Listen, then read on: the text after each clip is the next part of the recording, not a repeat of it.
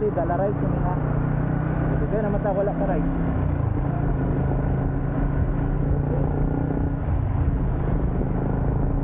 Siyempre, ride na ta. Kaya mabiyakat na sa live. Alright, let's go. Dah para masuk.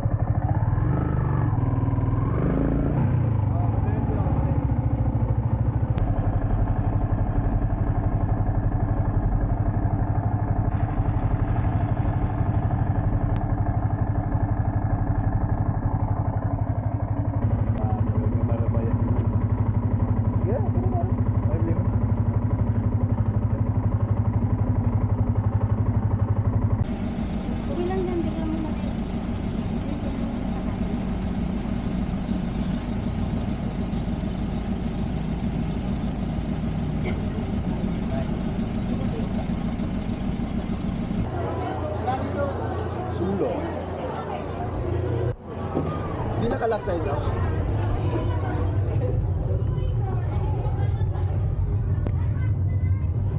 Nakalak sa inyo? Sa akin. Ay, God! Yeah, baby. Ah!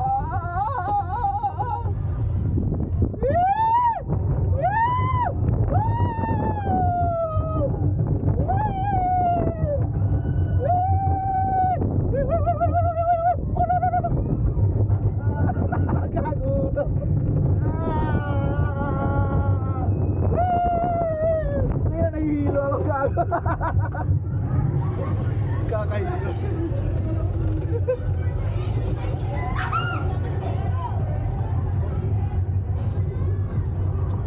Sarap. Kaya guys, iba pala sa personal. Whee! Another one. Ah! Woohoo! Whee! Woo, woo, woo, woo, woo! Ah, gago. Wow! Tira gago.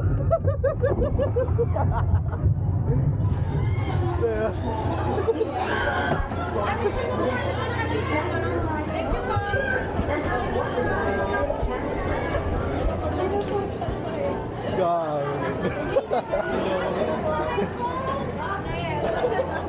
God. Si Ali. Basic. Tangina nyo ah. Isang bilis. Ay, pang yun, vlogger pala to, vlogger. Hindi. Sige, ganyan nga bro, para may live video tayo. Ang laking tao eh. Nagkakarousel.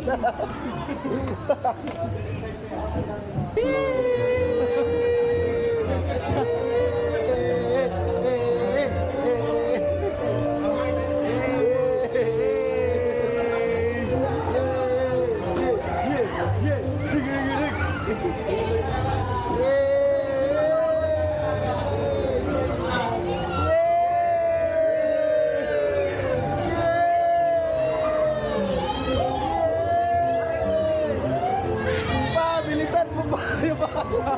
Bilis, bilis! Bilis! Yay!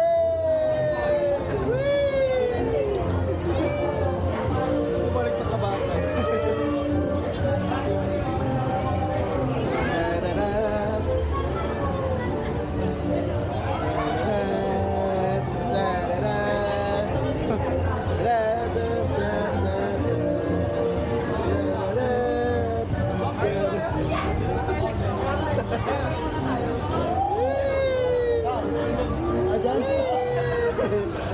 Dun sa ano, hot air balloon. Oo. Dun sa hot air balloon. Hindi nila alam to eh.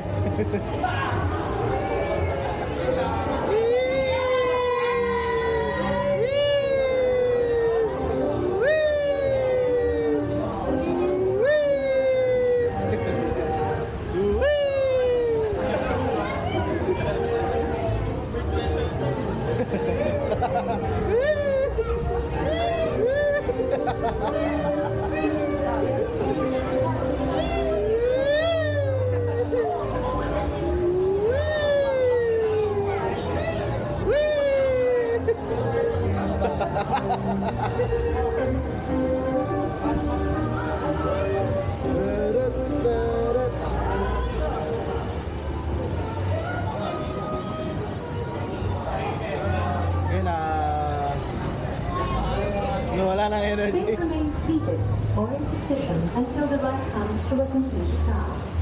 Should you lang reach yun. the right one, Yay! One more, mama! Mama, one more, please.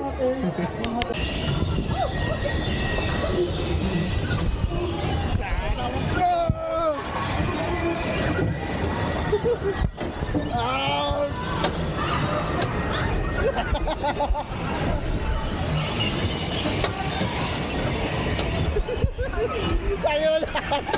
Paano ba ito?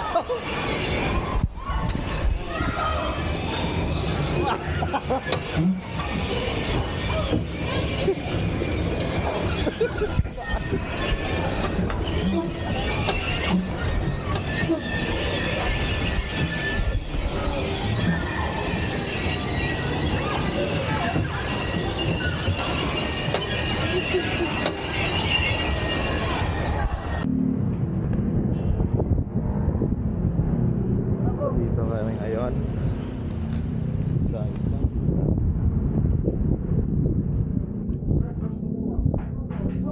Silas, bilihan mo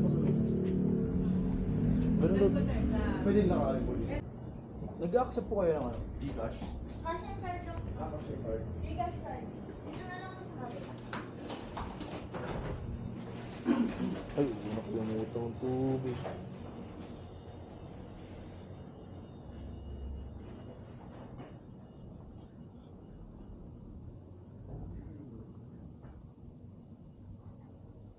Anong flavor po ba ito?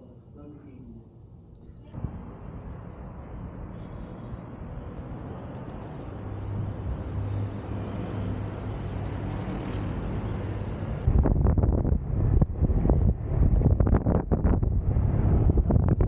Data diri karon sa Laguna. Nagwanan data kay wala tayo. Putahan nga dalan.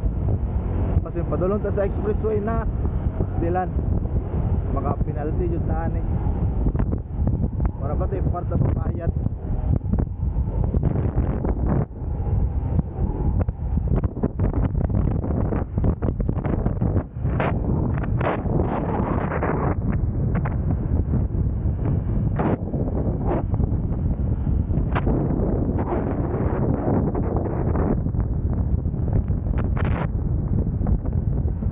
Mas pinag-ride sa dati kay Palax Tagaytay dito Tagaytay pa din Loob ng Laguna pero pa kalampa din yung kadalan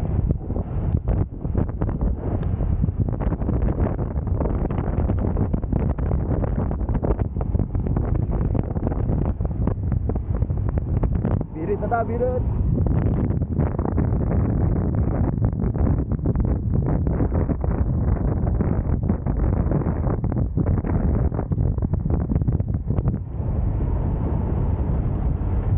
Grabe, natakin dalan diri sa Santa Rosa, Tagaytay Road.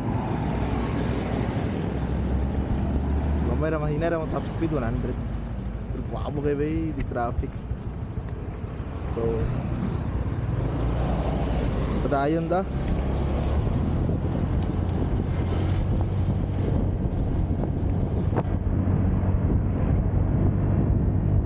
Nagulan na.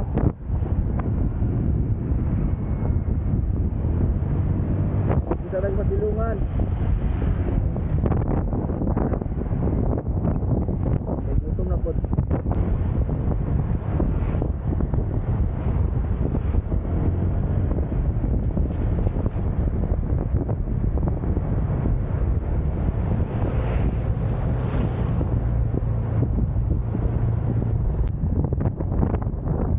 Yes, Lex.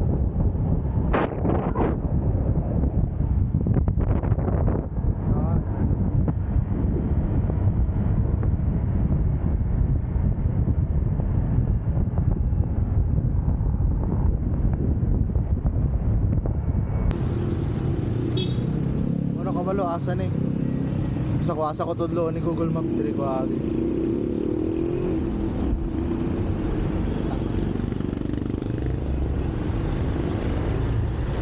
Nahuli ka na. Hindi ako sumama sila sir eh. Tinuro siya eh. Google Map mo.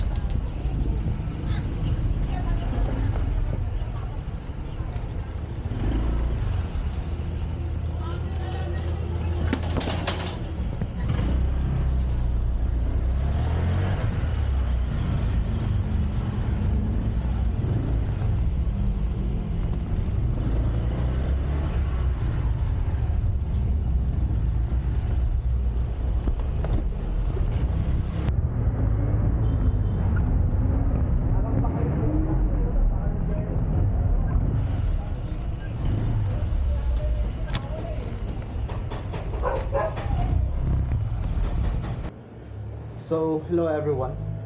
I just want to share to you my journey here sa Maynila. And what I am doing here and sa akong mga challenges nga na face o unsa ang mga enjoy moment na ako diari. So, yun, let's start. So, on day 1, sa Friday, sa December 14, nagbiyahe ko pagikan Lagindingan or sa Cagayan de Oro. Kay ang purpose ako sa pag-flight kay madto ko dari here sa Manila kay mag-attend o isa ka year-end activity. And fast forward, when I am here sa Manila, it's quite a lot challenging and at the same time enjoying, especially if you are traveling alone and you are an introvert. Lingaw kayo, no? Kay lingaw siya in a way nga you will be experiencing traveling alone nga kana na imuhang oras, tapos imuhang tanan oras, and kana mas makatipid ka kay ikaw may makagastos sa imong kaugalingon. And kana lang yani ko diri nga dili prepared in a way nga first ni anhi ko nga wala ko i-book nga hotel. Murag impromptu tanan. Pero naka-prepared na ko na nako idea kung asa ko book na. And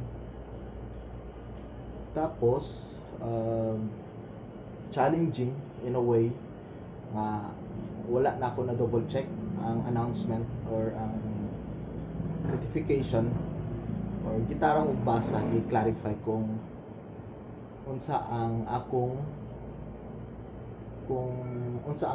exact time. Okay, I thought nga or I assume nga 4 p.m.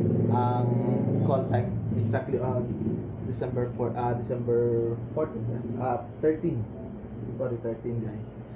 I thought na 4 p.m. sa hapon ang murag kita-kita bitaw kanang meet up i-gather kay para paadto sa Tagaytay. Oo, tama. Padulong sa Tagaytay ana nga time kay diya held nga mo ang year-end gathering. Now, tuod kini day siya nga year-end gathering is part of job. I mean, not part of the job, but sa ako ang workplace karon nga bag-o pa kay ko sa kana nga company. And nahatagan tag opportunity to be nahatagan ta nga og opportunity nga ma-appeal ana nga activity. Ako mo ni siya small company din nga work kaning nga workplace. So ayun, I assume nga 4 p.m. on December 13 ang amo ang pagkita-kita, but pag-check na ako again, it's 4 a.m. sa buntag di ay. So moto challenging, wala gyud ako na klaro, wala na ako na sabot og tarong ba o gibasa og tarong, murag igor ako nag-scan bitaw. And 4 a.m. sa December 14 sa Sabado pa di ay ang mapakita-kita. So kutua pero napa mi work anak nga time December 13 napa mi work. So wala nagkarakaran ako karakaran ako ni adto na ako sakay ko og bus, ni sakay ko og LRT. Grabe nga adventure. Tapos after that pakabot ako dito sa Recto. Oo, sa Recto. I mean Taft Avenue. Bis pasakay na ko bus. Nagkatog og idea sa ako nga mag-rent og motorcycle. So nag-rent og motorcycle kay isa pud sa akong gusto nga buhaton when diri sa Manila is at least sa mga motor kay gatahadlok pug ko na kanang magmotor bitaw diri sa Manila kay basin grabe day ka stricto kana basin kamay lihok, uy paraho na kay. Which is mo na akong stereotype na. I mean mo na ako ang pagtuo sa when mato ko sa Manila. Which is mas stricto siya in a way. Na dapat mosunod ra ka sa kanaang balaod. Turn right if mo turn right yung ka. Dira ka sa I mean it's about laning bitaw.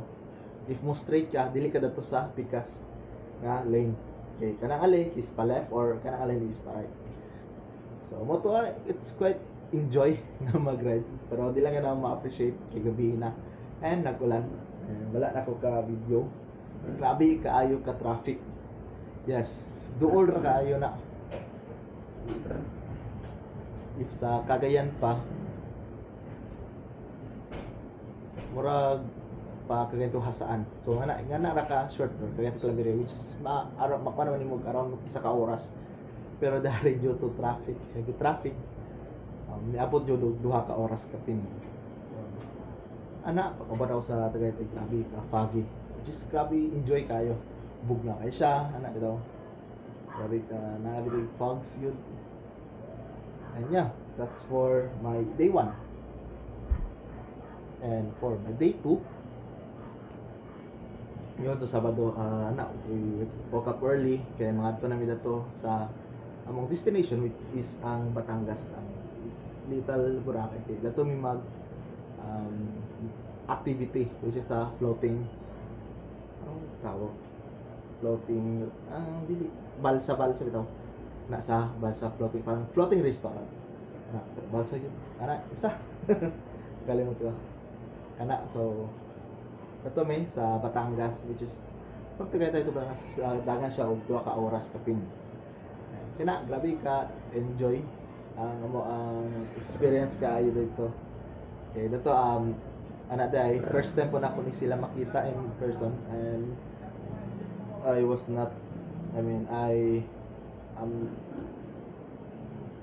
am not expected nga na di sila. I mean nga na ang ilang personal ba ilang itsura kay ana bate ba lahi sa video abi ni mubo abot sa personal grabe di kataas abi ni mugtaas pagabot sa personal grabe di kay mubo so ana so parang nakita mi mga kauban sa akong work online sa personal and but yeah and mga Tagalog din niya sila so tulo ra mi ka Bisaya ang uban kay taga Cebu so ana and not but for the first time na makita-kita kay kana we grabe kanang hinabi pito nimo sila kanang mga istorya nimo get ma-get along with kanimo sila kay mga kauban nimo tapos nagkuan mi na namin mga activity tapos kuan mi mag floating dragon boat nag dragon boat mi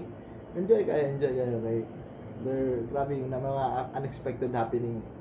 Grabe yung mo ng isa ka tao, grabe man kayo ka mamalikas. So, that's end for our day 1. I mean sa day 1 nga or day 2 na sa ako sa akong adventure. By the way, nag-stay mi dahil sa Tagaytay and grabe ka okay ang lugar. Mo ganyan di nakakailangan og aircon. Grabe dali ka grabe ka bugnaw kana nga lugar. Yep. And sana nag-dinner mi kaon na transfer mi sa isa ka lugar just sa kauban na pud namo na sila'y na-rest house iyang uncle. So mo to day sa mo pagka Domingo sa Domingo kana lingaw pod kay nag-Enchanted Kingdom and more people pa sa sa among trabaho ang nagpakita kay sa dito man sila available. Mo to nag-enjoy me nagsakay mga rides ay katawa syagit kalipay kayo and mo to sa among Enchanted Kingdom grabe ka lingaw makita dyan mo mga each personality sa mga kauban and karon sa ako ang last day diri sa Manila kay pagka Tuesday ka lang mo ulit naman ko karon which is I recorded this video on Monday. Yeah. Karon Monday, December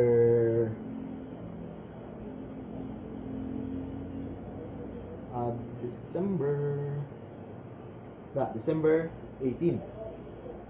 16. Record ang December 16 ako nang record. Diri pod sa akong gistayan. Kana po about po sa istayan no. Wala kay ko nag-expect kanang gusto lang ka makatipid pero pagkapot mo dahil is kaya ako ka nakatipid kay mo to regular price sa gyapon day mo gibayaran which is minimum price or regular price diri sa mga hotel which is nagpuyo ko diri kay sa Indo po. Kana as din ako by the way nagmotor po ko gikan Tagaytay to niagi kog Laguna para lahi na pod niya dalan kay sa ingon pa nila grabe ka traffic sa Cavite. So ako sa Laguna ni Agi and imbes daton ako sa asa mo gyagyan nato sa Enchanted Kingdom na lahi na pong nadalan. Lingaw yapon magmotor sa buntag siya. Buntag sa diri sa Manila. Makita nimo ma-visible mo tanan, makita nimo mga views. Nang feeling po din magikan kasabugan padulong ko sa init kana.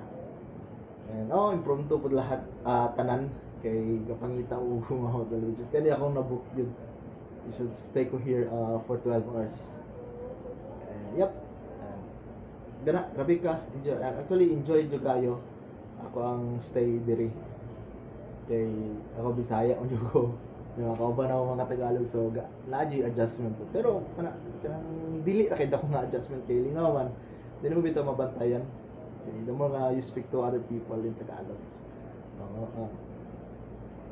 The more basic technique sa when you want to kanang kung gusto ka ma-fluent sa isa ka butang kana talk to other people or practice it with other people.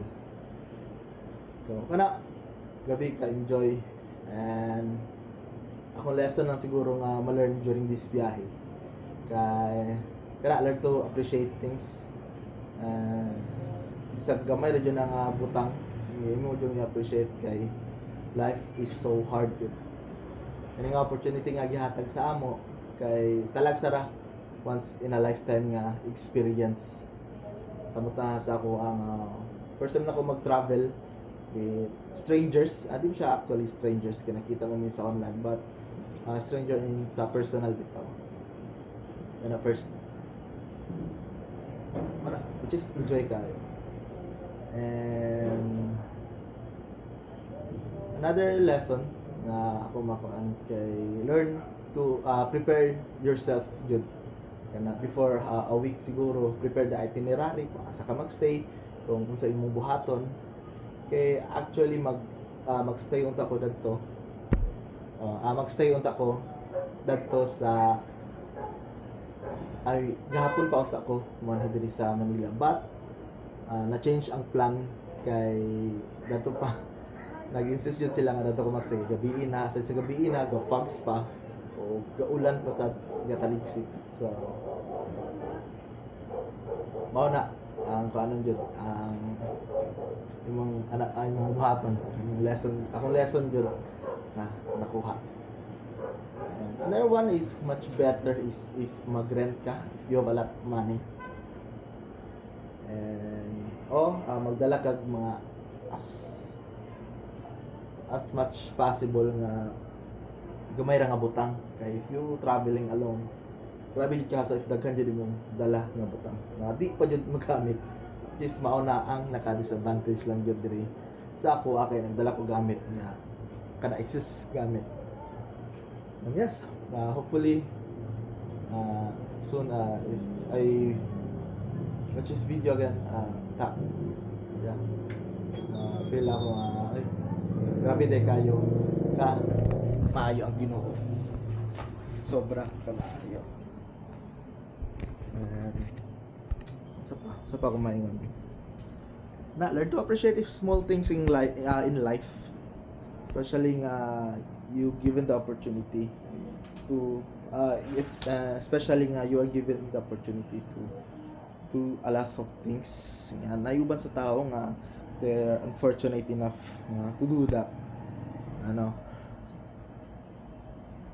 So, kana lang. Thank you so much.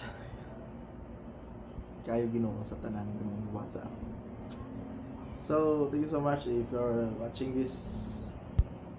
Thank you so much for watching sa akong mga narration. So, peace out.